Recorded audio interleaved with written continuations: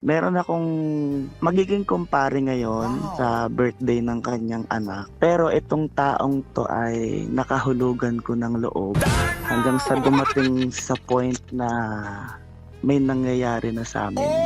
Ikaw ay na-fall sa isang lalaki na magiging kumpare mo. And then gagawin kanyang ninong dun sa isa sa mga anak niya. Sorry, alam kong mali, pero ginagawa lang namin to for stress reliever, saka para makatakas na rin siguro sa obligasyon sa pamilya.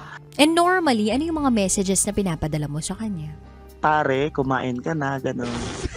Mga ganong bagay. Pare kasi ang tawagan namin kasi para halimbawa makita man ng asawa niya yung phone. Kaya Safe. makikita Safe. niya na walang... Fast. Ako, ang mini-message ko, pare magandang umaga. Pag ako nag-message na ng ganon, iba na, hindi na pare yung tawag niya sa akin. Ang tawag niya sa akin ay B. B ang tawag niya sa akin.